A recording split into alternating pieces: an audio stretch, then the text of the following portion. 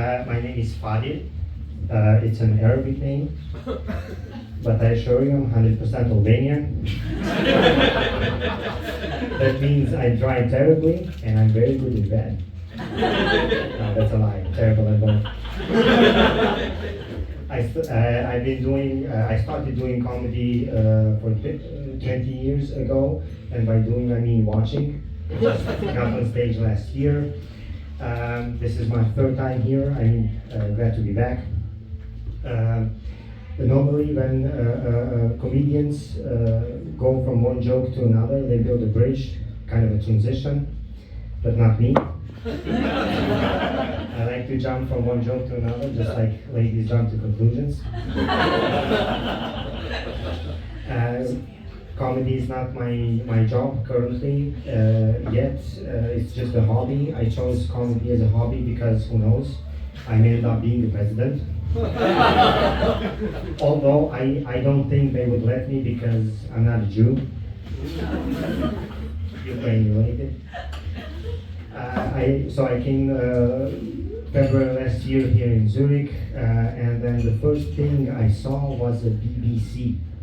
Yes, exactly what you think it is. Big black clock. You know the big clock in the main station? That one. I was amazed by that size.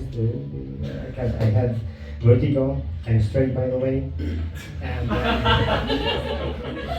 And then just went outside to see the city. I hear somebody shouting. It was just an American. And then he turned his head and he was surprised. He said, "Oh my God, baby Jesus." Because I was much younger last year. This is what Zurich does to you. And then we started talking, and I asked him about amazing places here in Zurich. Surprisingly, every name was ending with con, like Opticon, Earlycon, Dieticon, something else con. But my favorite of all the cons is Boobicon. It's amazing. You boys should go there. Boys. And then I asked him about amazing places in Switzerland, and then he said yes, it's the Zurich Lake, that's where people swim. It's Zermatt, that's where people ski. It's Appenzell, that's where the apes come from. I still didn't go there, but I heard it's for free, you can go and see them.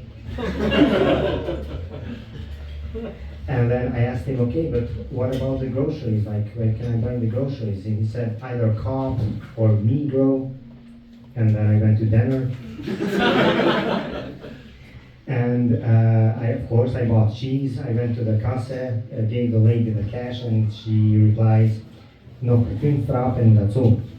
I said, "Could you please say that in English?" She said, "Yeah, you owe me 5 grapes." No. Of course I didn't do it, because we were in a market and not in Davos. And she was a mature woman and not an underage girl. And I'm an Albanian architect and not a World Economic Forum member. Anyway, I like Zurich. I like Zurich a lot because it's a tiny little city, but it's very dynamic, especially during events. I remember last year I was at Zurich Fest. It was amazing. I could see everything, not really everything, half of everything. I could see drunk people vomiting, teens doing drugs, and that's only half of the things of what this greatest of all time civilization can offer. The other half I saw at the street parade. And I'm going to leave you with what I experienced in Germany. I used to live there 4 years before I came here, and I learned 4 things about them. It's punctuality, curiosity, lust for cleanliness, and compassion. Not necessarily in this order. So examples of punctuality, of course, the best and the top example and representation is the Deutsche Bahn.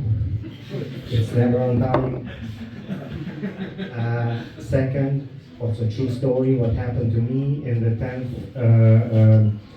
title of the Bundesliga when Bayern celebrated it in Marienplatz. I was on my way there, waiting in the train station, and there was this tall, blonde, noble German mister, of course, just by being German, he's noble. And then he goes, hey you, dirty Ausländer. And then, of course, it was me. And I turned my head and I was really surprised because I had just bought like white brand new shirt, black trousers, white sneakers, and I saw it.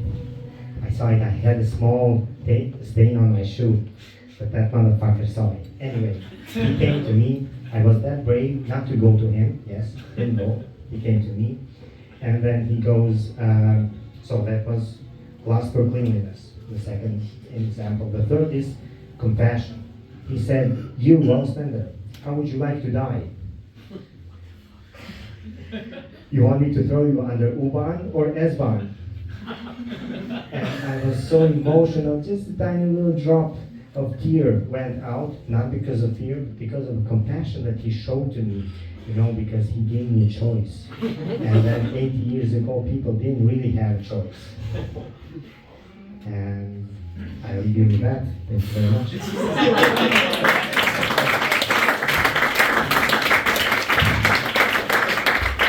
All right. See?